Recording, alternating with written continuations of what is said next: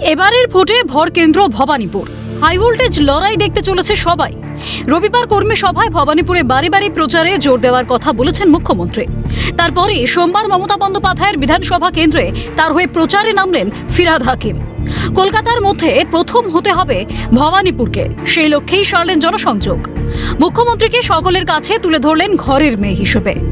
চেতলার রাখাল দাস আড্ডি রোডে বিলি করলেন লিফলেট। ফিরহাদ হাকিমের ঠিক পাশেই হাত জোর করে মানুষের সঙ্গে জনসংযোগ তার কন্যা প্রিয়দর্শিনী হাকিমেরও।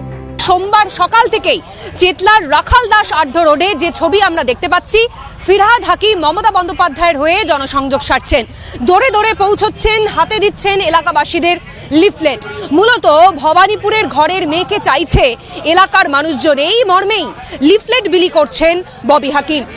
ভবানীপুর থেকে 60,000 ভোটে লিড দেওয়ার টার্গেট বেঁধে দিয়েছেন তৃণমূলের second in command Abhishek Bandyopadhyay. লক্ষ্য পূরণে সেভাবেই ভোট কৌশল সাজিয়েছে শাসক শিবির। ঘরের মেয়েকে জেতাতে অঙ্গীকারবদ্ধ হওয়ার কথা বললেন ফিরহাদ।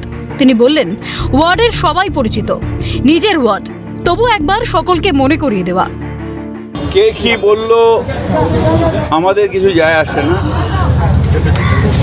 আমাদের দল থেকে বলা হয়েছে 60,000 মার্জিন এবং 60,000 ক্রস করবে ভবানীপুরে।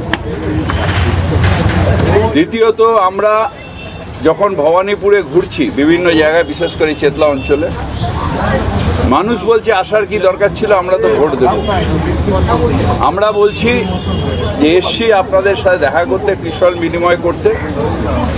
ঘরের মেয়ে ভবানীপুরে উন্নয়ন ঘরে ঘরে। মুখ্যমন্ত্রী নিজের অঞ্চল, এখানে কোনো স্কুলের বন্ধু আছে, কেউ কলেজের বন্ধু আছে, কেউ কর্মক্ষেত্রে বন্ধু আছে, সুতরাং বন্ধু প্রত্যেক জায়গায় ভর্তি আছে।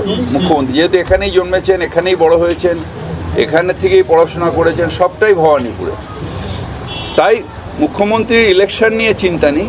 60,000 ভোটে ভবানীপুর থেকে লিড দিতে হবে, কলকাতার মধ্যে প্রথম হতে হবে ভবানীপুরকে, এবং অবশ্যই সতর্ক থাকতে হবে লোডশেডিংকে।